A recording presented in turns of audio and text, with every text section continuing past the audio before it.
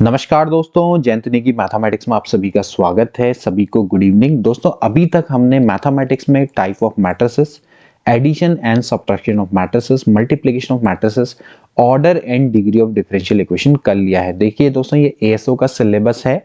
ये सीरीज हम LT maths के लिए चला रहे हैं, एएसओ के लिए चला रहे हैं। इसके अलावा मुख्य आरक्षी परीक्षा की भी दोस्तों अगर आप तैयारी कर रहे हैं तो भी यह सीरीज आपके लिए है। मुख्य आरक्षी परीक्षा में 40 नंबर की मैथमेटिक्स आएगी, 40 नंबर की फिजिक्स आएगी। दोस्तों 40 नंबर के मैथमेटिक्स एक बहुत बड़ा वाइटल रोल प्ले करेगी। जिसकी मैथ्स अच्छी वो फिजिक्स को भी कर सकता है इंप्रोवाइजेशन करके, ठीक है। तो order and degree of differential equation last में हमने आपको बताया था, इससे डेफिनेटली एक क्वेश्चन तो आएगा ही आएगा, ठीक है। साथ ही साथ दोस्तों हम आपको मैथमेटिक्स का जो 70% वाला पार्ट है उसको भी करवा रहे हैं। इसमें हमने दोस्तों मैट्रिक्स के आपको सारे टॉपिक ऑलमोस्ट करवा दिए। Type of matrices, elementary, row and column operation आप देख सकते हैं, properties of determinant, Cramer rule, consistency of system of equation सभी आपको करवा चुके हैं। Eigen values and eigen vector, ठीक है। अब दोस्तों आज का हमारा टॉपिक रहेगा टिग्नोमेट्री, ठीक है। टिग्नोमेट्री आज हम पढ़ेंगे। आज मैं आपको इंट्रोडक्शन दूंगा, फिर हम इसमें trigonometric function, trigonometric equation, inverse trigonometric function सभी आपको करवाएंगे। कोई भी दिक्कत वाली बात नहीं रहेगी। टिग्नोमेट्री एक वास्ट टॉपिक है लेकिन इंपॉर्टेंट टॉपिक है, क्योंकि टिग्नोमेट्री की अगर आपको अच्छी नॉलेज है दोस्तों तो आप बहुत अच्छा कर जाएंगे मैथमेटिक्स के किसी भी पेपर में, ठीक है। तो इस टॉपिक पर तो आपकी पकड़ होनी चाहिए और इन वीडियोस को बिल्कुल भी मिस मत करना। ध्यान रहे, हेड कांस्टेबल के लिए भी टिग्नोमेट्री एक इंपॉर्टेंट टॉपिक है। यहां पर आपको मेहनत करनी पड़ेगी, ठीक है। तो हेड कांस्टेबल की भी अगर आप तैयारी करें तो अपने दोस्तों के बीच में जरूर शेयर कर दें, ठीक है। तो दोस्तों हम इतना काम आपके लिए करें तो आपका एक ही काम रहेगा कि इन वीडियोस को ज्यादा से ज्यादा शेयर करना, पसंद आए तो लाइक करना और चैनल पर नए हैं तो सब्सक्राइब करना और अपने दोस्तों को रिकमेंड करना दोस्तों ना भूले, क्योंकि इतनी मेहनत लगती है। बीच में वीडियोस नहीं आ पाई थी क्योंकि मैंने आपको पहले बताया था कि मैं इलेक्शन ड्यूटी में था, जिस कारण से वीडियो डालना पॉसिबल नहीं हो पा रहा था। तो आज ये वीडियो बन रही है, अब लगातार वीडियो आएगी। कोशिश यही करेंगे कि ऑल्टरनेट डेज पर आपको रोज शाम को 6 बजे वीडियोस प्रोवाइड करें। तो आज हम दोस्तों टिग्नोमेट्री का इंट्रोडक्शन देखेंगे। तो चलिए आज की वीडियो को शुरू करते हैं। तो फ्रेंड्स आज हम पढ़ने वाले हैं भाई टिग्नोमेट्री के बारे में। आज हम आपको एक इंट्रोडक्शन देंगे, इसके बाद हम आपको एंगल के बारे में बताएंगे, टिग्नोमेट्रिक रेशियो के बारे में बताएंगे, आइडेंटिटीज इसकी क्या क्या होती हैं, इनकी मैक्सिमम मिनिमम वैल्यूज निकालना बताएंगे, टिग्नोमेट्रिकल एक्सप्रेशन के बारे में बताएंगे। बहुत सारी चीजें आज हम आपको बताएंगे। टिग्नोमेट्री दोस्तों आपने कहीं ना कहीं प्रीवियस क्लासेस में 8th 9th में पढ़ी होंगी। वो टिग्नोमेट्री और इस टिग्नोमेट्री में दोस्तों बहुत ज्यादा फर्क आपको मिलने वाला है। हालांकि आपको बहुत बेसिक चीजें हम आपको बताएंगे, लेकिन आपको आज ऐसी चीजें जानने को मिलेंगी जो कि शायद आपको नहीं आती होंगी। इसलिए इस वीडियो को जरूर देखना, ठीक है, क्योंकि मैंने आपको पहले ही बोला है यहां पर आपको अर्थ से लेके फर्श तक की सभी नॉलेज आपको दी जाएगी, ठीक है। तो टिग्नोमेट्री आज चलो शुरू करते हैं। सबसे पहले दोस्तों हम जानते हैं एंगल के बारे में कि एंगल क्या होता है, ठीक है। आपने सुना होगा एंगल का नाम, ठीक है। तो एंगल दोस्तों क्या है, कभी कभार हम एंगल के बारे में बात करते हैं। तो एंगल एक्चुअली क्या है दोस्तों, मान लेते हैं हमारे पास कोई फिक्स लाइन है, ठीक है। मान लेते हैं हमारे पास कोई फिक्स लाइन है, ठीक है। अब एक हमारे पास एक रिवॉल्विंग लाइन है, यानी कि जो रोटेट कर रही है। अब जो रिवॉल्विंग लाइन है दोस्तों, अगर इस फिक्स लाइन के रिस्पेक्ट में क्या करती है, रोटेट करती है, तो जितना अमाउंट ऑफ रोटेशन होता है, यानी कि मान लेते हैं अगर ये ए बी है, ये आपकी फिक्स लाइन है, और ये मान लेते हैं सी है, ये मान लेते हैं आपकी कोई रिवॉल्विंग लाइन है, ठीक है, यानी कि रोटेटिंग लाइन है, ठीक है। तो इस फिक्स लाइन के रिस्पेक्ट में जितना अमाउंट ऑफ रोटेशन इसका होता है तो उसको ही हम दोस्तों क्या बोलते हैं, एंगल बोलते हैं। तो इसको हम थीटा से शो कर सकते हैं, तो दिस इज द एंगल, ठीक है। अब दोस्तों ये जो रोटेशन है ये क्लॉकवाइज भी हो सकता है और एंटी क्लॉकवाइज भी हो सकता है। देखिए ये अगर ये ऐसे रोटेट कर रहा है तो एक्चुअली ये रोटेट कर रहा है एंटी क्लॉकवाइज। कैसे रोटेट कर रहा है, एंटी क्लॉकवाइज, यानी कि घड़ी की दिशा के विपरीत, ठीक है। अब दोस्तों अगर ये रोटेशन इस तरह से होता, नीचे की ओर को होता, ये देखिए मान लेते हैं ऐसे नीचे की ओर को होता, तो ये जो रोटेशन होता दोस्तों क्या होता, क्लॉकवाइज होता। तो इस केस में दोस्तों हम क्या लेंगे, एंगल को नेगेटिव। तो ध्यान रखना है कि जब हम घड़ी की दिशा में लेते हैं तो हमेशा एंगल को नेगेटिव लिया जाता है। घड़ी की दिशा में अगर आप एंगल लेंगे तो आप क्या लेंगे, उस एंगल को नेगेटिव लेंगे। अगर वो आप घड़ी की दिशा के विपरीत चल रहे तो एंगल हमेशा क्या लिया जाता है, पॉजिटिव लिया जाता है, ठीक है। तो ये तो हो गया एंगल। अब दोस्तों जो एंगल को मेजर करने के अलग अलग सिस्टम बने हुए हैं, इस एंगल का मेजरमेंट कैसे किया जाए, ठीक है। तो इसके लिए महत्वपूर्ण पॉपुलर सिस्टम है, उनके बारे में पढ़ेंगे। सबसे पहला जो सिस्टम है दोस्तों वो होता है इंग्लिश सिस्टम, ठीक है, इंग्लिश सिस्टम, ठीक है, इंग्लिश सिस्टम, या फिर दोस्तों हम इसको बोलते हैं सेक्साजेसिमल सिस्टम। क्या बोलते हैं, सेक्साजेसिमल सिस्टम, ठीक है। तो इंग्लिश सिस्टम या फिर सेक्साजेसिमल सिस्टम इसको बोला जाता है। दूसरा होता है सर्कुलर सिस्टम, सर्कुलर सिस्टम, ठीक है। तो circular system and English system इसके बारे में पढ़ेंगे। इसके अलावा एक और भी होता है, उसको हम फ्रेंच सिस्टम बोलते हैं, ठीक है, लेकिन ये आपके सिलेबस में नहीं है तो इसके बारे में हम नहीं पढ़ेंगे। तो हम यहाँ पर पढ़ेंगे जो मोस्ट पॉपुलर सिस्टम है वो है इंग्लिश सिस्टम, सेक्साडेसिमल सिस्टम और सर्कुलर सिस्टम। इसके बारे में दोस्तों हम आज की वीडियो में जानेंगे कि भाई एंगल को मेजर करने के दो सिस्टम है, ठीक है। तो चलिए जो पहला सिस्टम है उसको जान लेते हैं, जो कि है इंग्लिश सिस्टम। इंग्लिश सिस्टम क्या होता है, ठीक है। इंग्लिश सिस्टम में हम क्या करते हैं दोस्तों कि एक राइट एंगल है, मान लेते हैं हम एक राइट एंगल है हमारे पास, ठीक है। राइट एंगल को दोस्तों 90 पार्ट्स में डिवाइड किया जाता है, 90 इक्वल पार्ट्स में डिवाइड किया जाता है। हर पार्ट को दोस्तों क्या बोला जाता है, डिग्री, ठीक है। तो समझ रहे हैं कि राइट एंगल को 90 इक्वल पार्ट्स में डिवाइड किया जाता है, 90 इक्वल पार्ट्स में डिवाइड किया जाता है, और जो वो पार्ट होता है उसको हम क्या बोलते हैं, डिग्री बोलते हैं। यानी कि जो एक राइट एंगल है दोस्तों वो 90 डिग्री के बराबर होता है, ठीक है। इसके बाद हम क्या करते हैं, हर डिग्री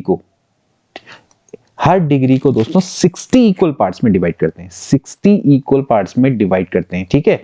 हर डिग्री को 60 इक्वल पार्ट्स में डिवाइड किया जाता है, जिसको कि क्या बोला जाता है, मिनट, ठीक है। ध्यान रहेगा, राइट एंगल को 90 इक्वल पार्ट में डिवाइड करते हैं, हर पार्ट को डिग्री बोलते हैं, और हर डिग्री को 60 इक्वल पार्ट में डिवाइड किया जाता है, जिसको कि मिनट बोलते हैं, और हर मिनट को हम 60 इक्वल पार्ट में डिवाइड करते हैं, जिसको कि हम दोस्तों बोलते हैं सेकंड, ठीक है। तो ध्यान रहे कि इसी सिस्टम को हम क्या बोलते हैं दोस्तों, आपका सेक्साडेसिमल सिस्टम बोलते हैं या फिर इंग्लिश सिस्टम बोलते हैं।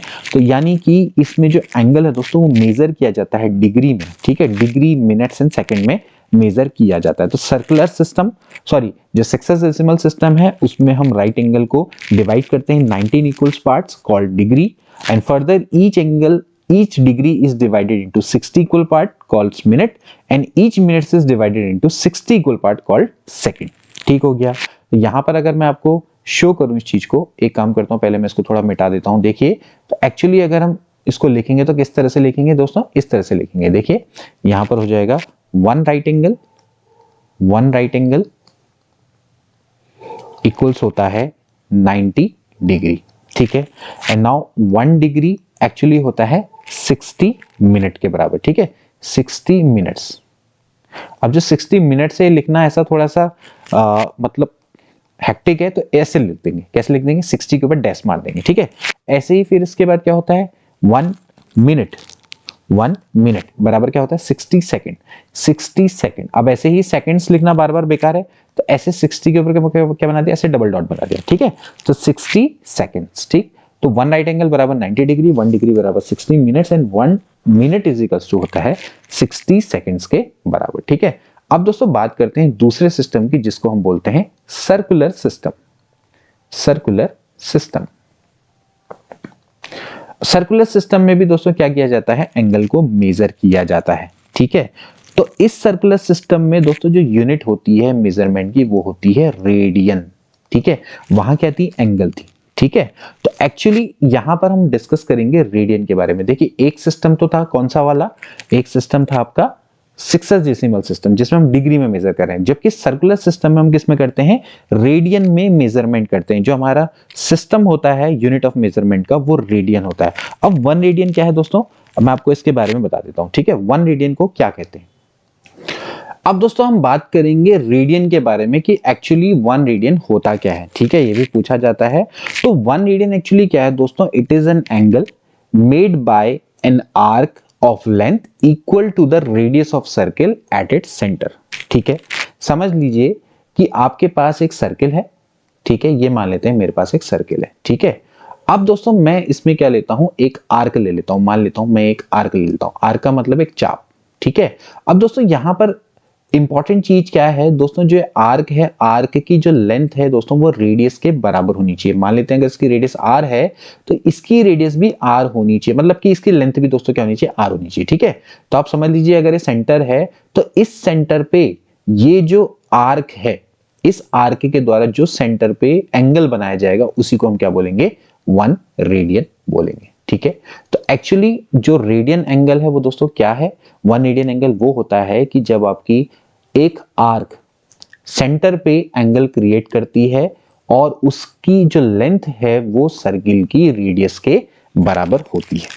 तो 1 radian is the angle made by an arc length जिसकी इक्वल होती है to the radius of given circle, ठीक है, एंड एट इट्स सेंटर, ये उसके सेंटर पर ये इंपोज करते हैं। तो ध्यान रखना कि यहां पर जो आर्क की लेंथ है और ये जो रेडियस है, ये दोनों के दोनों क्या होने चाहिए, बराबर होने चाहिए। और फिर इस आर्क के द्वारा जो भी सेंटर पर एंगल इंपोज किया जाएगा, बनाया जाएगा, उसी को हम दोस्तों क्या बोलते हैं, 1 रेडियन बोलते हैं, ठीक है। अब कभी कभार जो सबसे ज्यादा चीज पूछी जाती है वो है relation between degree and radian. देखिए, डिग्री और रेडियन के बीच का रिलेशन, ठीक है, ये ज्यादातर प्रश्न आ जाता है, ठीक है। तो एंगल और डिग्री के बीच में, यानी कि सॉरी, मतलब जो डिग्री है, डिग्री और रेडियन के बीच में क्या रिलेशन है, ठीक है। तो मान लेते हैं डी अगर आपका डिग्री है, ठीक है, डी से हम रिप्रेजेंट करें डिग्री को और आर से मेजर करें दोस्तों अगर हम रेडियन को, तो एक्चुअली दोस्तों होता क्या है, तो दोस्तों यहां पर आप थोड़ा सा अगर आप डिग्री और रेडियन के बीच में रिलेशन निकालना चाहते हैं तो आप देख सकते हैं, ये अगर आप एंगल देखें, ये आप जब पूरा गोल घूम जाता है तो एक्चुअली ये किसके बराबर होता है दोस्तों, ये होता है 360 डिग्री के बराबर, है ना, 360 डिग्री के बराबर। और एक्चुअली दोस्तों ये जो पूरा सर्किल है, मान लेते हैं अगर इसकी रेडियस आर है, क्योंकि यहाँ पर हम रेडियन को कैपिटल आर से दिखा रहे हैं, तो एक्चुअली दोस्तों ये क्या होता है, ये पूरी जो लेंथ होती है वो किसके बराबर होती है दोस्तों, 2 पाई आर के बराबर, ठीक है। तो यहां से आप 360 degree it is equivalent to 2 pi R, ठीक है। तो R एक्चुअली क्या हो जाएगा दोस्तों, ये हो जाएगा 360 डिग्री डिवाइडेड बाय 2 पाई, ठीक है। मैं यहाँ पर इक्विवेलेंसी की बात करूँ, ठीक है, दे आर नॉट इक्वल, लेकिन मैं इक्विवेलेंसी की बात करूँ, देखिए तो हो जाएगा 180 डिग्री अपॉन पाई, ठीक है। R से हम यहाँ पर शो कर रहे हैं रेडियन को, तो एक्चुअली अगर हम लिखें तो 1 रेडियन, यानी कि 1 radian it is equivalent to 180 degree upon pi, ठीक है, यानी कि 180 अपॉन पाई डिग्री के दोस्तों ये इक्विवेलेंट होता है। तो इस तरह से आप रिलेशन निकाल सकते हैं, ठीक है। अदरवाइज आप इसको ऐसे भी निकाल सकते थे कि d अपॉन 90, क्योंकि आप उसको इक्वल पार्टों में डिवाइड कर रहे हैं, अब बट्टे r बट्टे पाई बाई 2, क्योंकि जो 90 होता है पाई बाई 2 के बराबर होता है, तो यहां से भी आप निकाल सकते हैं कि d बट्टे जो 90 है वो बराबर हो जाएगा 2r बट्टे पाई, और यहां पर से भी अगर आप सॉल्व करेंगे तो वही आंसर आपका निकल के आएगा। तो 1 रेडियन इज अप्रोक्सीमेटली क्या होता है, 180 अपॉन पाई डिग्री के बराबर होता है, ठीक है। जो इसकी वैल्यू होती है दोस्तों वो कितनी होती है, अगर आप यहाँ पर इसकी वैल्यू निकालेंगे तो आपने कुछ नहीं करना है, इसकी जगह पे 22/7 रख देना। तो जब आप डिवाइड करेंगे दोस्तों तो ये आ जाता है 57 डिग्री 17 मिनट और 45 सेकंड के बराबर। ये अप्रोक्सीमेट वैल्यू होती है 1 रेडियन की। तो 1 रेडियन बराबर होता है 57 डिग्री 17 मिनट एंड 45 सेकंड। इसको आपने दोस्तों ध्यान रखना है। सिमिलरली यहां से हम क्या कर सकते हैं, 1 डिग्री की वैल्यू निकाल सकते हैं।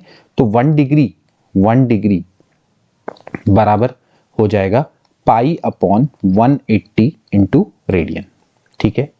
तो आपने कुछ नहीं करना है, जब आपको डिग्री से रेडियन में कन्वर्ट करना है तो आपने क्या करना पड़ेगा, पाई अपॉन 180 को मल्टीप्लाई करना पड़ेगा। इसी तरह से अगर आपने रेडियन से डिग्री में मल्टीप्लाई करना है, रेडियन से डिग्री में कन्वर्ट करना है, तो उसको 180 अपॉन पाई से मल्टीप्लाई करना पड़ेगा। जैसे कि मेरे पास 30 डिग्री है, इसको मैंने रेडियन में कन्वर्ट करना है, तो मैं क्या करूंगा, इसको पाई बाई 180 से मल्टीप्लाई कर दूंगा। तो पाई बाई 180 इंटू 30, तो 3 छिके होता है 18, तो ये हो जाएगा पाई बाई 6, ठीक है। तो पाई बाई 6 एक्चुअली क्या है, ये रेडियन है। डिग्री से आपने क्या कर दिया, रेडियन में कन्वर्ट कर दिया। सिमिलरली अगर आपके पास पाई बाई 4 रेडियन है, इसको आप डिग्री में मल्टीप्लाई करना चाहते हैं कन्वर्ट, तो आप क्या करेंगे, 180 अपॉन पाई से इसको मल्टीप्लाई करेंगे। तो ये एक्चुअली 2 दूनी 4, 2 9 18, यानी कि ये 45 डिग्री में कन्वर्ट हो जाएगा, ठीक है। तो रेडियन से कन्वर्ट करना डिग्री में और डिग्री से रेडियन कन्वर्ट करना काफी पूछा जाता है, ठीक है। चलिए आगे बढ़ते हैं। अब दोस्तों हम बात करेंगे टी रेशियोज के बारे में, ठीक है। टी रेशियो का मतलब जो ट्रिग्नोमेट्रिक रेशियो है, इनके बारे में बात करेंगे, ठीक है। बहुत बेसिक सी चीजें मैं आपको बता रहा हूं क्योंकि आज की इंट्रोडक्टरी वीडियो है, लेकिन फिर भी ये काम की चीजें हैं। देखिए हमारे पास एक राइट एंगल ट्राइंगल है। राइट एंगल ट्राइंगल में आपको पता होगा, जैसे ये ए, इसको मान लेते हैं बी, इसको मान लेते हैं सी, ठीक है। मान लेते हैं मैं इसी को एंगल क्रिएट करता हूं, मैं इसको मान लेता हूं थीटा, ठीक है। ये थीटा है और ये आपको पता होना चाहिए, ये एक परपेंडिकुलर, इसको हम परपेंडिकुलर से दिखाते हैं दोस्तों। ये होता है बेस, ठीक है। स्मॉल बी से दिखा देता हूं क्योंकि यहाँ पर कैपिटल बी ऑलरेडी है, इसको मैं स्मॉल पी से दिखाता हूं दोस्तों। ये कहलाता है हाइपोटेनियस, ठीक है। तो जो ट्रिग्नोमेट्रिकल रेशियोज होते हैं वो क्या होते हैं, ठीक है, वो एक तरीके रेशियो होते हैं। जैसे कि सबसे पहले जो ट्रिग्नोमेट्रिक रेशियो होता है वो साइन होता है, ठीक है।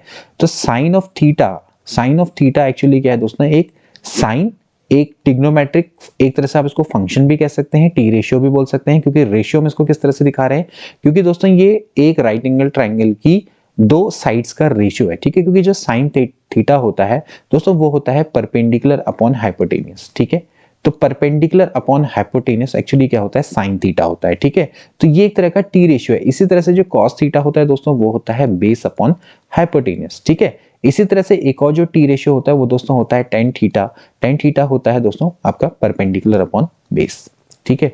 ये sine theta upon cos theta भी दोस्तों इसको लिख सकते हैं, क्योंकि ये perpendicular upon hypotenuse divided by B upon H, इस तरह से लिखा जा सकता है। तो परपेंडिकुलर अपॉन बेस आ जाएगा, तो एक्चुअली क्या होता है, sign theta upon cos theta के बराबर होता है, ठीक है। अब दोस्तों जो ये तो तीन मुख्य टी रेशियो है, इसके बाद इनके जो रेसिप्रोकल है उनको भी हम याद रखेंगे, जैसे कि कॉसेक थीटा है। कॉसेक थीटा क्या हो जाता है दोस्तों, इसका उल्टा हो जाता है हाइपोटेन्यूज अपॉन परपेंडिकुलर। इसी तरह से कॉस का जो उल्टा होता है वो होता है सेक थीटा, ये होता है H upon B.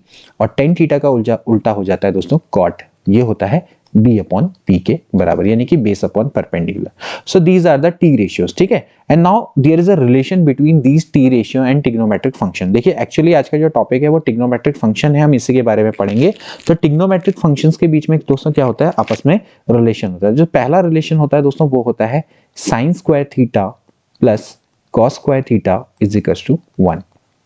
Sine square theta cos square theta is equal to हमेशा क्या होता है, 1 के बराबर होता है। दोस्तों ये कैसे पॉसिबल है, ये पॉसिबल है दोस्तों यहाँ पर आपका पाइथागोरस थ्योरम की मदद से, ठीक है। जो पाइथागोरस थ्योरम होता है दोस्तों, जिसको हम पी थ्योरम के नाम से भी जानते हैं, तो पी थ्योरम दोस्तों क्या कहता है, पी थ्योरम दोस्तों कहता है कि एवरी राइट एंगल ट्राइंगल, देखिए एवरी राइट एंगल ट्राइंगल में हाइपोटेन्यूज का स्क्वायर बेस के स्क्वायर और परपेंडिकुलर के स्क्वायर के सम के बराबर होता है, ठीक है। यहां से आप दोस्तों इस रूल को हमेशा ध्यान रखेंगे कि जो हाइपोटेन्यूज का स्क्वायर होता है वो बेस के स्क्वायर पर प्लस परपेंडिकुलर के स्क्वायर के बराबर होता है। अब यहीं से दोस्तों हमारा ये पहला वाला रेशियो निकल कर आता है। देखिए हम क्या करेंगे, हाइपोटेन्यूज के स्क्वायर से अगर हम इसको डिवाइड कर देंगे तो यहाँ पर हो जाएगा 1, और ये हो जाएगा भाई बेस अपॉन हाइपोटेन्यूज का square plus p upon h का स्क्वायर, ऐसे हम इसको लिख सकते हैं। नाउ वी नो दैट जो परपेंडिकुलर अपॉन हाइपोटेन्यूज होता है वो होता है साइन थीटा, तो ये हो जाएगा साइन स्क्वायर थीटा प्लस ये वाला हो जाता है cos square theta equals to 1। तो ये रिलेशन दोस्तों यहां से निकल कर आता है। तो पहला रिलेशन आपको समझ में आ गया होगा, ठीक है। सिमिलरली दोस्तों हम अदर रिलेशन भी निकाल सकते हैं। पहले हम b से डिवाइड करेंगे, फिर हम p से डिवाइड करेंगे। तो अगर मैं b से डिवाइड करूं तो क्या रिलेशन निकल कर आएगा, एक काम करते हैं यहीं पर इसको देख लेते हैं। तो अगला जो रिलेशन दोस्तों निकल कर आएगा, मैं एक काम करता हूं, चलो इसको मिटा देता हूं, ठीक है। चलो इस वाले पार्ट को मिटा देता हूं। अगला वाला जो रिलेशन है दोस्तों वो क्या हो सकता है, अगर मैं इसको मिटाऊं, देखिए अगर मैं इसको मिटाता हूं, मेरे को क्या करना है, दूसरे रिलेशन को निकालने के लिए मुझे यहाँ पर b से डिवाइड करना पड़ेगा, यानी कि h का स्क्वायर अपॉन b का स्क्वायर बराबर 1 प्लस p का स्क्वायर अपॉन b का स्क्वायर, ठीक है। तो आप देख सकते हैं h upon b, this is nothing but sec theta. तो ये हो जाएगा भाई सेक स्क्वायर थीटा बराबर होता है 1 plus perpendicular upon base that is tan theta, यानी कि टेन स्क्वायर थीटा, यानी कि सेक स्क्वायर थीटा बराबर होता है 1 प्लस टेन स्क्वायर थीटा, ठीक है। सिमिलरली मैं तीसरा रिलेशन भी निकाल सकता हूं, इसके लिए मुझे p से डिवाइड करना पड़ेगा, यानी कि h square upon p square बराबर b square upon p square plus 1, ठीक है। तो h अपॉन p यहाँ पर आप देख सकते हैं कि h अपॉन p क्या है दोस्तों, ये है cosec square theta. Cosec square theta बराबर हो जाएगा कॉट स्क्वायर थीटा, क्योंकि हम b अपॉन p कॉट होता है तो कॉट स्क्वायर थीटा प्लस 1। तो ये दोस्तों हमारे कुछ रिलेशन है जिनको कि आप ध्यान में रखेंगे, ठीक है। अब इनके अंदर से भी हम कई सारे रिलेशन निकाल सकते हैं, ठीक है। जैसे कि चलो मैं काम करता हूं, अब मैं इसको मिटा देता हूं, क्योंकि आप इतना तो समझ गए होंगे और ये चीजें आपको आती भी होंगी। बीइंग अ मैथमेटिशियन आपको ये चीजें आनी चाहिए, ठीक है। लेकिन आज ये बेसिक क्लास है तो मैं आपको काफी सारी बेसिक चीजें बता रहा हूँ, ठीक है। देखिए सबसे पहले हमें साइन स्क्वायर थीटा बराबर है, sine square theta plus cos square theta 1 है, तो साइन स्क्वायर थीटा बराबर होता है 1 माइनस कॉस स्क्वायर थीटा, यानी कि कॉस स्क्वायर थीटा बराबर हम लिख सकते हैं 1 माइनस साइन स्क्वायर थीटा। ये रिलेशन हमें बिल्कुल याद होना चाहिए, ठीक है। दूसरा रिलेशन आपका क्या है दोस्तों कि sec square theta minus tan square theta बराबर होता है 1, ठीक है। या फिर सेक स्क्वायर थीटा बराबर होता है 1 प्लस टेन स्क्वायर थीटा। यहां से दोस्तों हम एक रिलेशन और निकाल सकते हैं कि sec theta minus tan theta into sec theta plus tan theta बराबर 1, ठीक है। ये आप कह सकते हैं A square minus B square बराबर होता है a plus B A minus B होता है ना। तो उसी रिलेशन का हमने दोस्तों यहाँ पर यूज करना है। तो यहाँ से sec theta plus tan theta बराबर होता है 1 upon sec theta minus tan theta. बहुत इंपॉर्टेंट रूल है, याद रखेंगे, ठीक है। ये आपको याद रखना है कि sec theta plus tan theta बराबर क्या होता है, 1 minus sec theta minus tan theta, ठीक है। इस चीज को बिल्कुल आपने क्लियरली अपने दिमाग में बैठा लेना है, ठीक है। जहां पर जो थीटा है दोस्तों, वो क्या वैल्यू को नहीं ले सकता है, it cannot not the value वैल्यू n pi plus pi by 2, ठीक है। जहां n आपके एलिमेंट होते हैं z के, ठीक है। n की वैल्यू अगर हम 1 रखेंगे या 0 रखेंगे तो actually theta cannot not the value pi by by 2। अगर आप पाई बाई 2 यहाँ पर रख देंगे तो देख लीजिए जो सेक पाई बाई 2 होता है, यानी कि सेक 90 की जो वैल्यू होती है दोस्तों, वो क्या होती है, cos 90 की जस्ट अपोजिट। cos 90 की जो वैल्यू होती है दोस्तों वो 0 होती है। तो एक्चुअली sec 90 पे ये क्या नहीं होता, ये डिफाइन नहीं होता है, ठीक है। क्योंकि आप देख सकते हैं जो cos 90 होता है, cos 90 एक्चुअली दोस्तों क्या होता है, 0 होता है। cos 0 1 होता है, तो sec 90 एक्चुअली क्या हो जाता है दोस्तों, नॉट डिफाइंड हो जाता है, ठीक है। तो यहाँ पर आप देखेंगे कि अगर आप पाई बाई 2 रखेंगे तो उसके लिए डिफाइंड नहीं होता है, ठीक है। तो कई सारी चीजें हैं जो कि आपको बिल्कुल ध्यान में रखनी पड़ेगी। तो यानी कि n pi plus pi by 2 ये नहीं ले पाएगा इस वैल्यू को, ठीक है। इसी तरह से दोस्तों अगर हम आगे का फॉर्मूला पढ़ें, जैसे कि ये वाला फॉर्मूला है, चलो मैं इसको एक काम करता हूँ, इसको मिटा देता हूँ। कई सारी चीजें दोस्तों आपको आज जानने को मिलेंगी, ठीक है। एंगल भी आपको जानने को मिलेंगे कि किस तरह से हम एंगल को निकालते हैं। देखिए तीसरा जो पॉइंट है वो था, हमने पढ़ा था भाई कॉसेक स्क्वायर थीटा बराबर होता है 1 plus cot square theta. Similarly हम यहाँ पर लिखेंगे cosec square theta minus cot square theta बराबर 1 लिखेंगे। तो यानी कि cosec theta minus cot theta into cosec theta plus cot theta बराबर क्या होता है, 1 होता है, ठीक है। तो भाई यहाँ से हो जाएगा cosec theta plus cot theta बराबर हो जाएगा 1 upon cosec theta minus cot theta, ठीक है। ये रिलेशन भी आप ध्यान में रखेंगे, ठीक है। And now we know that कि भाई जो कॉसेक थीटा है, कॉसेक थीटा और कॉट थीटा है, यहाँ पर आपको दोस्तों ध्यान में रखना पड़ेगा कि theta cannot not the value वैल्यू n पाई, ठीक है। अगर ये n पाई के बराबर हो जाएगा तो ये डिफाइन नहीं हो जाएगा, क्योंकि आपको पता होना चाहिए कि जो कॉसेक थीटा है, अगर आप थीटा की वैल्यू देखें, थीटा की वैल्यू अगर आप n पाई रखते हैं, यानी कि साइन पाई, साइन 2 पाई, साइन 3 पाई, ठीक है, साइन 0, ये सब वैल्यू पे क्या होता है, 0 होता है। अगर आप कॉसेक रखेंगे तो कॉसेक पे तो क्या हो जाएगा, नॉट डिफाइंड हो जाएगा, ठीक है। इस तरह से आप इसको समझिएगा, ठीक। अगर आप यहाँ पर देखिए sine sec theta minus tan theta है, तो आप देखिए इसको मैं ऐसा लिख सकता हूँ 1 upon cos theta minus sine theta upon cos theta. तो clearly you can see that कि अगर ये कॉस थीटा ऊपर चले जाएगा तो नीचे आ जाता है 1 माइनस साइन थीटा, ठीक है। तो यहाँ पर से आप क्लियरली देख सकते हैं it cannot not the value वैल्यू n pi plus pi by 2, ठीक है। उसकी वैल्यू लेगा तो जैसे आपको पता है साइन पाई बाई 2 पे वैल्यू 1 हो जाती है, तो 1 माइनस 1 नीचे वाला नॉट डिफाइंड हो जाता है, ठीक है। इसी तरह से अगर आप इसको देखें तो 1 upon cosec theta minus cos theta है, तो आप इसको कैसे लिखेंगे, 1 upon sine theta minus cos theta upon sine theta, ठीक है। साइन थीटा तो चलो ऊपर चला जाएगा, नीचे आ जाएगा 1 माइनस कॉस थीटा, ठीक है। अब कॉस थीटा की जो वैल्यू होती है वो n पाई पर, ठीक है, n पाई पर अगर जो आप वैल्यू देखेंगे तो वो क्या हो जाएगा, नॉट डिफाइंड हो जाएगा, ठीक है। क्योंकि पाई n पाई पर जो कॉस की वैल्यू होती है दोस्तों वो क्या होती है, डिफाइंड होती है, ठीक है। तो 1 माइनस 1 अपने आप ही 0, तो नॉट डिफाइंड हो जाएगा। तो theta cannot not the value वैल्यू n pi where n is the element of z, ठीक है। ये चीजें दोस्तों आपको थोड़ा सा यहाँ पर क्लियरली समझनी पड़ेंगी, ठीक है। इसके बाद अब कुछ चीजें तो ये क्लियर हो गई। अब दोस्तों हम बात करते हैं most important point, domain and range of trigonometric function, ठीक है। डोमेन एंड रेंज दोस्तों ये थोड़ा सा जो लेवल है वो थोड़ा लो है, लेकिन ये समझ लेना कि मैं आपको कोशिश कर रहा हूँ कि इंटर के लेवल का ही बताऊं, थोड़ा आपको हाई लेवल का ही बताऊं, लेकिन साथ साथ आपको बेसिक चीजें भी आनी चाहिए, ठीक है। सबसे पहले हम देखते हैं domain and range of T function, ठीक है, इनके डोमेन एंड रेंज, ठीक है। सबसे पहले आपको दोस्तों पता होना चाहिए, क्योंकि अभी हमने फंक्शन रिलेशन नहीं पढ़ा, लेकिन फिर भी बता दूं, एक फंक्शन होता है दोस्तों जैसे कि it is a mapping from A to B, ठीक है। तो function is a mapping from A to B which actually take unique which take all the value of a which actually map all the value of a to the unique value of b. This is a function, ठीक है। ये function की definition होती है। Function क्या होता है कि a की सारी वैल्यू को मैप करता है यूनिक वैल्यू ऑफ b में, ठीक है। यानी कि a की जो भी वैल्यू होगी वो यूनिक वैल्यू ऑफ b होगी, a की वैल्यू ऐसे नहीं जा सकती, ठीक है, यानी कि अगर f1 की वैल्यू अगर 3 है तो f1 की वैल्यू अगली बार 4 नहीं हो सकती, तो ये फंक्शन नहीं कहलाएगा। f1 की वैल्यू अगर 3 है तो वो हमेशा f1 की वैल्यू 3 ही रहेगी, उसके अलावा कोई और वैल्यू नहीं हो सकती। ठीक है, इसके साथ साथ ही वो a की सारी वैल्यू को लेता है। तो a दोस्तों क्या कहलाता है, इसका डोमेन कहलाता है। ठीक है, इसके बारे में हम बहुत अच्छे से पढ़ेंगे। ठीक है, तो a को बोलते हैं डोमेन, जो b होता है वो होता है कोडोमेन। ठीक है, b की दोस्तों कुछ वैल्यू को छोड़ सकता है। ठीक है, अब होता क्या है कि जो fa रखने पे जो भी वैल्यू आती है उसको हम बोलते हैं रेंज।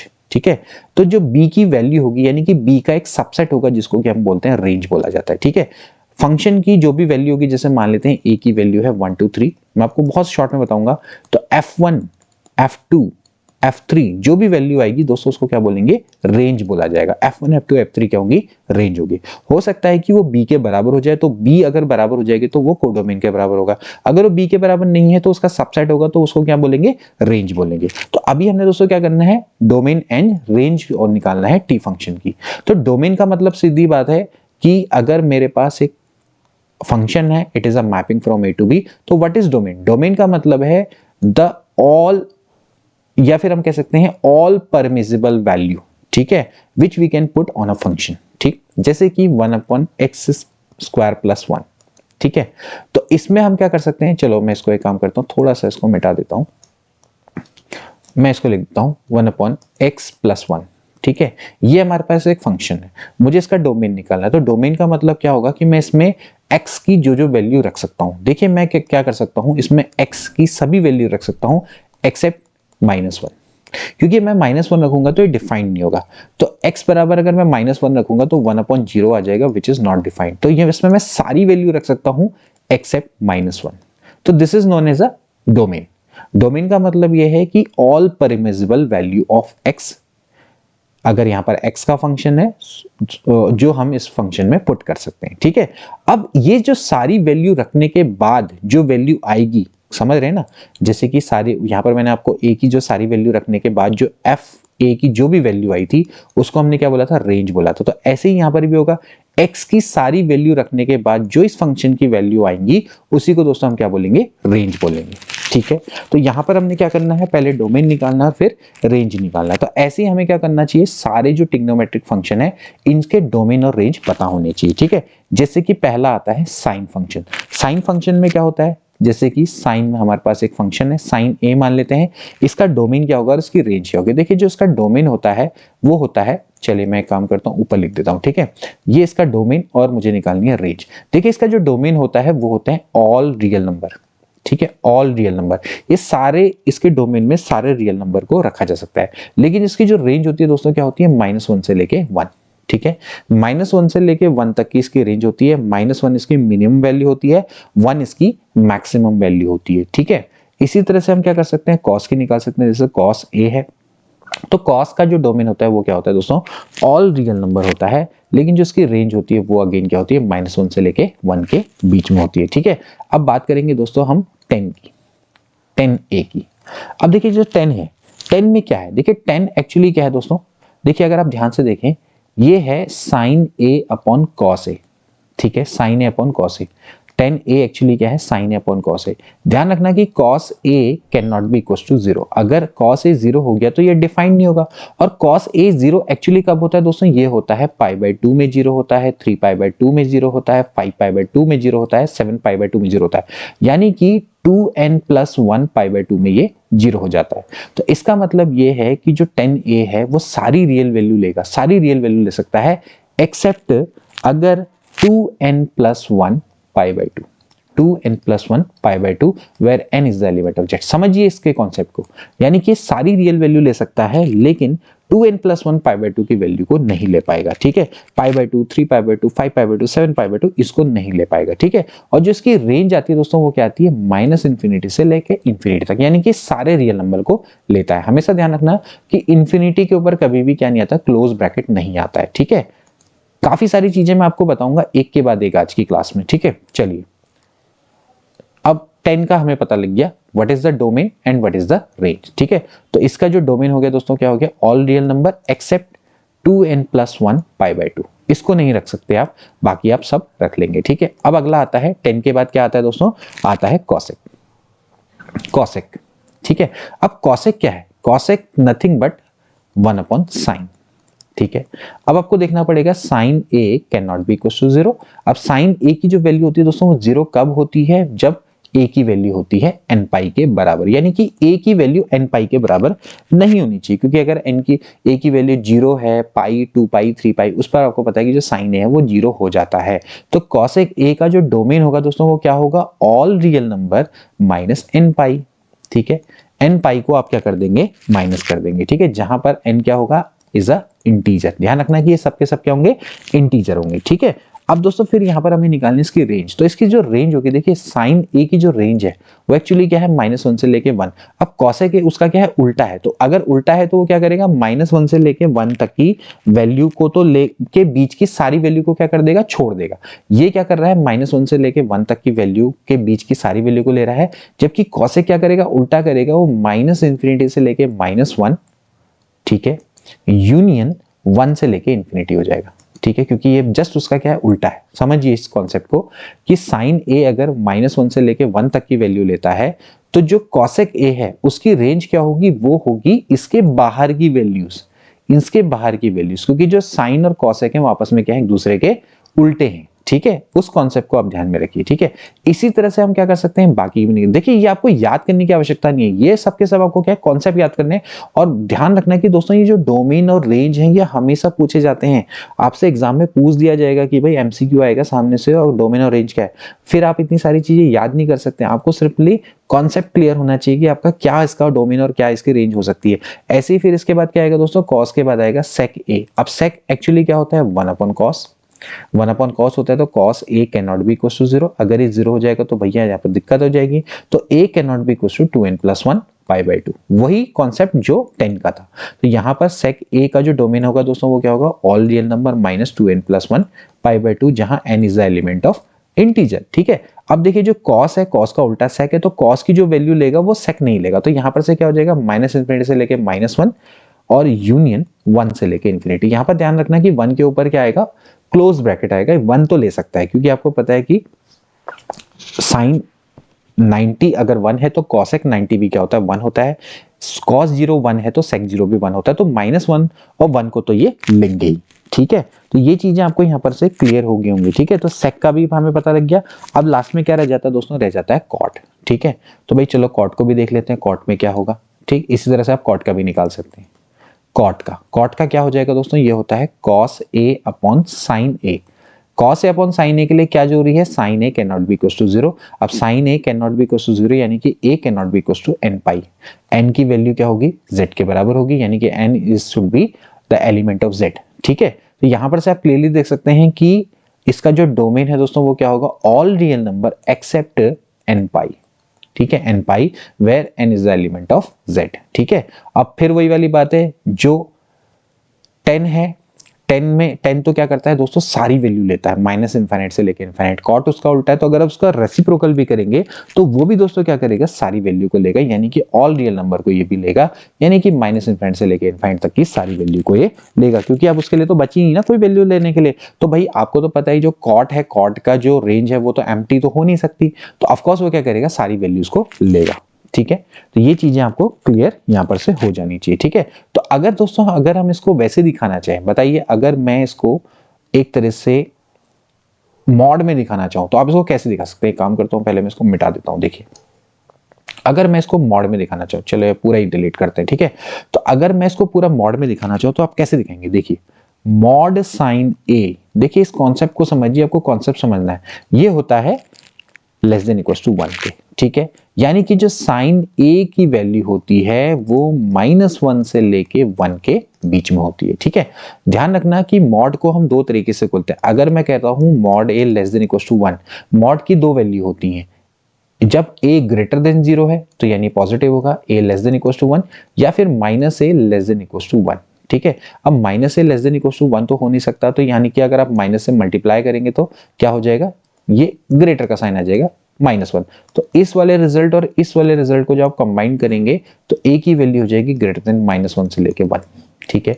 और यही दोस्तों क्या है, साइन का साइन की रेंज है, तो साइन की रेंज है -1 से लेके 1। इसी तरह से मैं कॉस को क्या लिख सकता हूं, mod less than equal to 1, ठीक है। तो कॉस की वैल्यू क्या होगी, -1 से लेके 1 के बीच में लाई करेगी। अब आप देखिए सेक, सेक की वैल्यू क्या है, सेक की वैल्यू क्या है दोस्तों, वो है greater than equal to -1। Mod of sec actually क्या है, ग्रेटर देन इक्वल टू 1 है, सॉरी -1 कह रहा हूं मैं, सेक की वैल्यू क्या है, ग्रेटर देन इक्वल टू 1 है। क्योंकि आपने देखा, देखिए जो सेक है, जब हम इसको खोलेंगे तो क्या होगा, अगर आप इसको खोलें, देखिए सेक ए अगर आप खोलेंगे तो ग्रेटर देन 1, और एक होगा minus sec A greater then 1, ठीक है। तो सेक ए तो ग्रेटर देन 1 हो गया, एक तो इक्वेशन नंबर 1 हो गया, इसमें माइनस से मल्टीप्लाई करेंगे, देखिए इसको आप जब माइनस से मल्टीप्लाई करेंगे तो ये लेस देन इक्वल टू -1 हो जाएगा, यानी कि आइदर सेक ए की वैल्यू -1 से छोटी होगी या फिर सेक ए की वैल्यू 1 से बड़ी होगी। तो एक्चुअली जो सेक ए होगा, ठीक है, सेक ए होगा, उसकी वैल्यू क्या होगी, माइनस इंफिनिटी से लेके -1, ठीक है, यूनियन 1 से लेके इंफिनिटी, यही तो इसकी रेंज है ना, या तो 1 से बड़ा है या फिर -1 से छोटा है, उसके बीच की वैल्यू को नहीं लेगा, ठीक है। तो ऐसे करके दोस्तों आपको पता होना चाहिए, ठीक।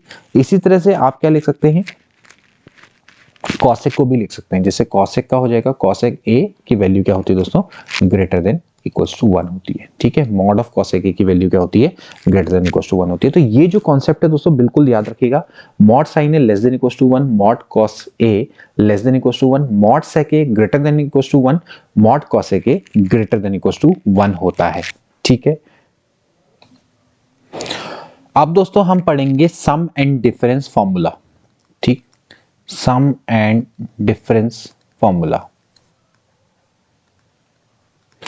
यानी कि हमारे पास दो एंगल हैं, मान लेते हैं ए एंड बी, ठीक है। तो अब हमारे पास कोई ट्रिग्नोमेट्रिक रेशियो है, यानी कि sine of A plus B, ठीक है, या फिर sine of A minus B, ठीक है। तो sine of A plus B actually क्या होता है दोस्तों, आप इसको आप याद करेंगे, इसका प्रूफ नहीं बताएंगे हम, sign A cos B plus cos A sine B. हालांकि हम इसको हम आसानी से प्रूव कर सकते हैं, लेकिन फिलहाल बहुत सारी चीजें दोस्तों इसमें पढ़ने को रहती है। तो फिलहाल साइन ए प्लस बी की जो वैल्यू होती है वो तो दोस्तों क्या होती है, sine A cos B plus cos A sine B. इसी तरह से आप क्या कर सकते हैं, साइन ए माइनस बी की वैल्यू को भी फाइंड आउट कर सकते हैं। साइन ए माइनस बी की वैल्यू क्या हो जाएगी दोस्तों ये हो जाएगी sign A cos B minus cos A sine B के बराबर होता है, ठीक है।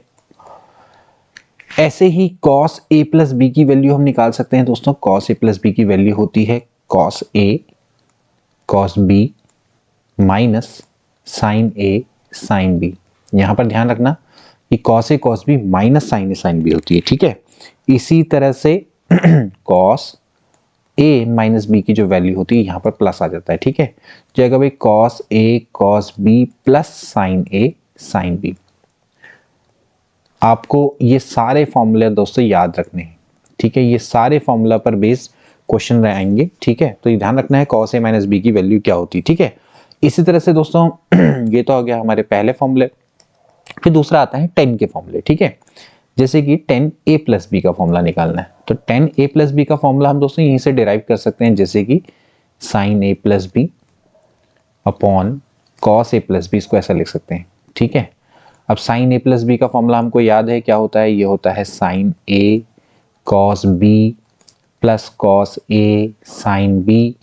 ऐसे ही कॉस ए प्लस बी का फॉर्मूला होता है cos A cos B minus sine A sine B. अब हमें क्या करना है, कॉस ए कॉस बी से डिवाइड कर देना ऊपर नीचे, ठीक है। तो देखिए कॉस ए कॉस बी से जब मैं डिवाइड करूंगा तो ऊपर बच जाएगा 10a प्लस 10b अपॉन यहाँ पर बच जाएगा 1 माइनस 10a 10b, ठीक है।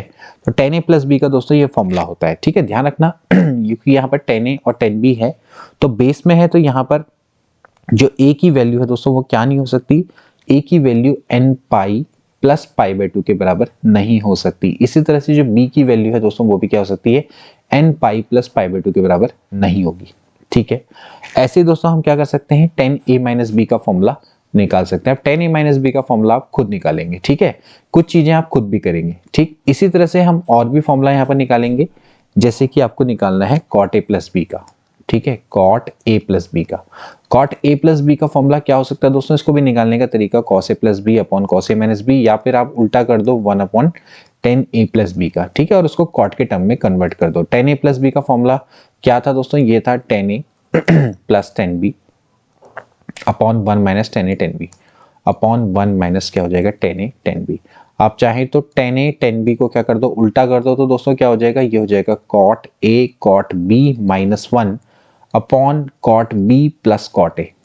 ठीक है दोस्तों, ये फॉर्मूला आप ध्यान में रखेंगे। ठीक है, जहां पर ध्यान रखना है कि जो ए और बी है, A can not take value N pi, ठीक है, similarly B can not take value N pi, क्योंकि यहां पर दोस्तों आपको दिख रहा है कॉट बी कॉट ए। ठीक है, कॉट बी कॉट ए कब डिफाइन नहीं होंगे, ऑफ कोर्स क्योंकि कॉट के बीच अपॉन में है साइन, तो साइन को डिफाइन होना चाहिए। तो A can not take value N pi, similarly B can not take value N pi. ठीक है, और ऊपर क्या था, जैसे कि मैंने आपको बताया था टेन है, तो टेन कब डिफाइन नहीं है, जब कॉस ए 0 है तो कॉस ए की वैल्यू 2n + 1 π/2 के बराबर या n पाई प्लस π/2 के बराबर नहीं होनी चाहिए। ठीक है, तो ये सारे कॉन्सेप्ट आप बिल्कुल अच्छे से दोस्तों पढ़ के जाना। ठीक है, क्योंकि इनसे रिलेटेड प्रश्न आ जाते हैं कहीं ना कहीं। ठीक अब कुछ और चीजें जो कि याद करने वाली हैं, देखिए जो मैं यहाँ पर लिखूंगा इंपॉर्टेंट फॉर्मूला, ये इंपॉर्टेंट रहेंगे फॉर्मूला। ठीक है, इनके बारे में ज्यादातर हम लोग भूल जाते हैं। ठीक है, देखिए सबसे पहले आता है formula sine A plus B sign A minus B, sign A plus B sign A minus B.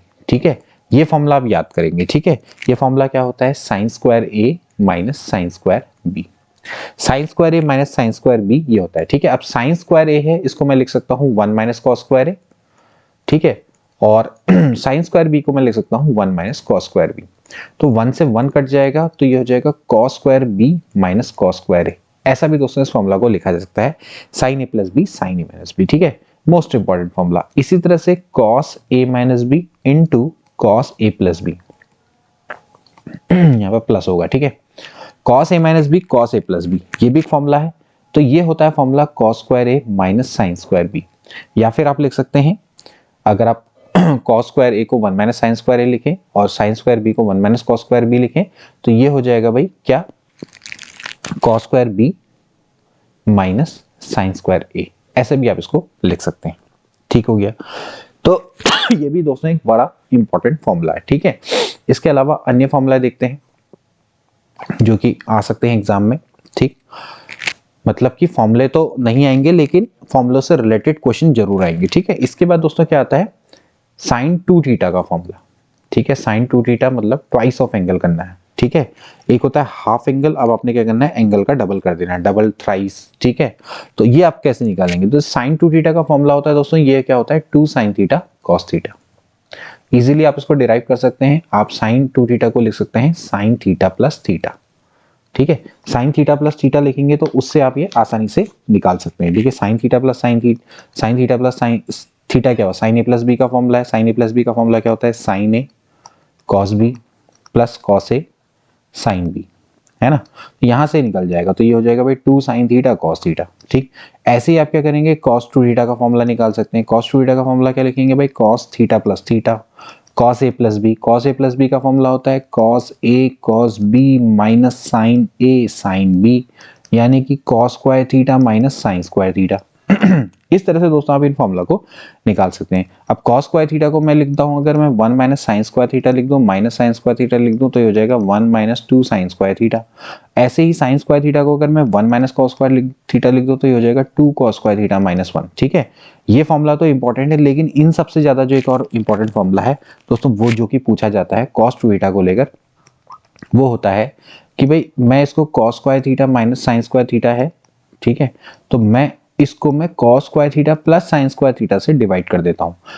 क्यों किया मैंने ऐसा, क्योंकि cos square theta plus sign square theta की वैल्यू 1 होती है, उससे कोई भी फर्क नहीं पड़ता। अब मैं cos स्क्वायर थीटा से अगर मैं इस पूरी इक्वेशन पूरे फ्रैक्शन को डिवाइड कर दूं, तो हो जाएगा वही 1 minus tan square theta upon 1 plus tan square theta. ठीक है, तो ये एक बड़ा इंपॉर्टेंट फॉर्मूला है cos 2 थीटा का। ठीक है, इसी तरह से sin 2 थीटा का फॉर्मूला भी मैं निकाल सकता हूं। मैं काम करता हूं, 2 sin थीटा cos थीटा है, इसको मैं डिवाइड कर देता हूं sine square theta plus cos square theta से।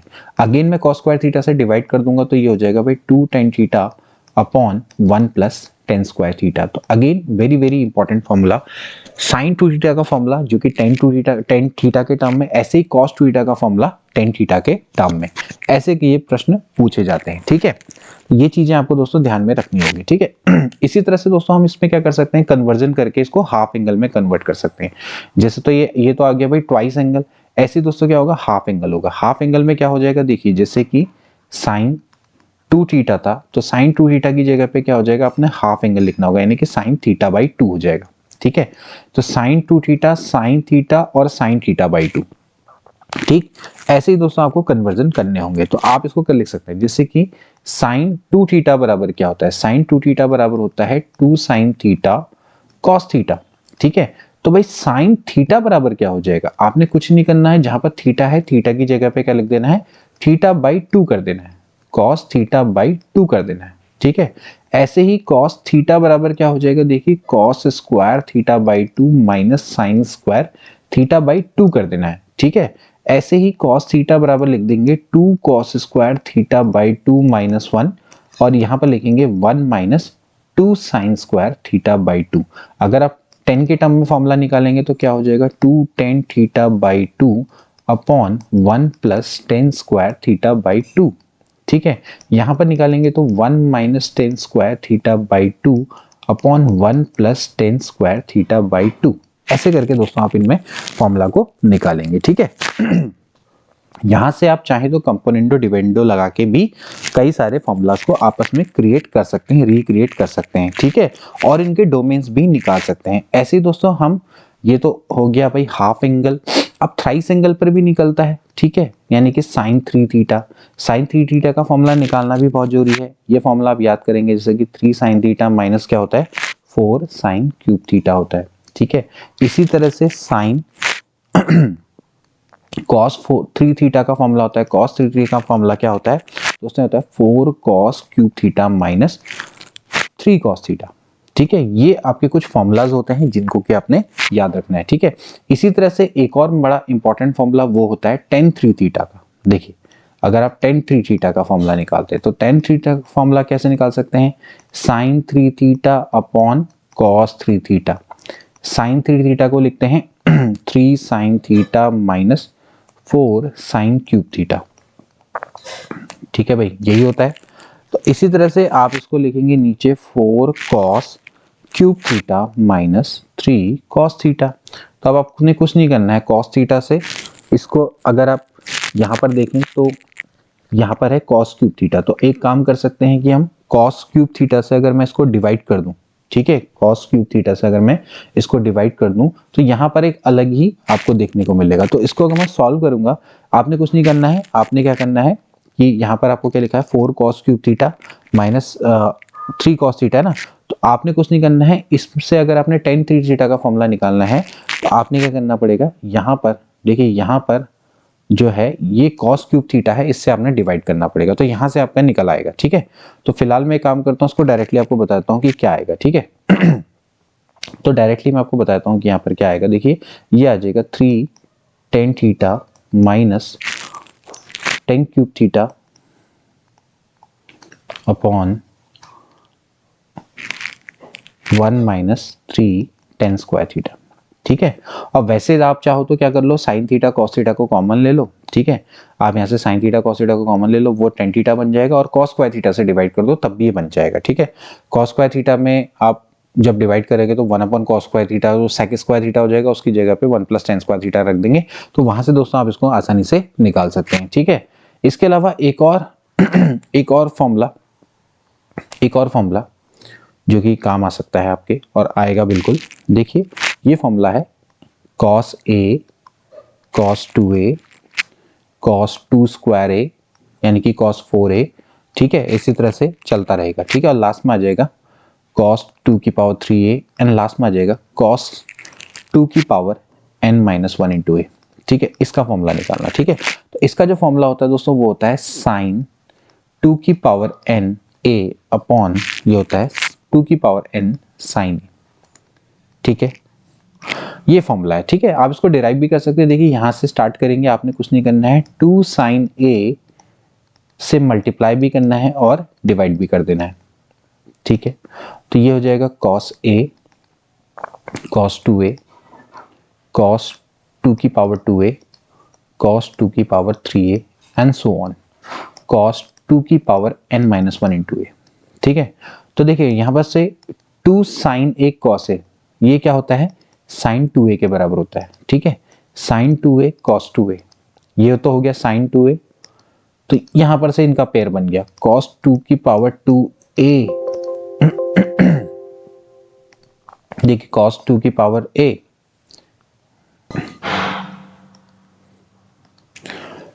तो ये हो जाएगा cos 2 की पावर a, cos 2 की power 3a and so on cos 2n-1 into a, और नीचे पर आप देख सकते हैं क्या है 2 sin a। ठीक है, अब फिर आप क्या करिए 2 से ऊपर नीचे मल्टीप्लाई कर दीजिए तो ये 2 का स्क्वायर हो जाएगा 2 sin 2a cos 2a that is sin 4a।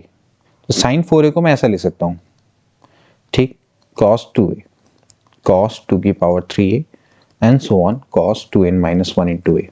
ठीक है, तो यहां पर आप फिर से देखिए 2 की पावर 2 का स्क्वायर sin a, फिर आप इनका पेयर बनाइए, फिर 2 से ऊपर नीचे मल्टीप्लाई कर दीजिए और 2 की पावर 3 हो जाएगा। ठीक है, तो ऐसे ही दोस्तों ये प्रोसेस चलती रहेगी और लास्ट में क्या आ जाएगा, देखिए यहां पर आ जाएगा साइन 2 की पावर एन ए अपॉन आप यहां पर देख सकते हैं ये हो जाएगा 2 की पावर एन इंटू साइन ए, क्योंकि ये प्रोसेस चलती रहेगी एन टर्म तक। ठीक है, तो ये एक फॉर्मूला है जो कि बड़ा महत्वपूर्ण फॉर्मूला है, साइन 2 की पावर एन ए अपॉन 2 की पावर एन साइन ए।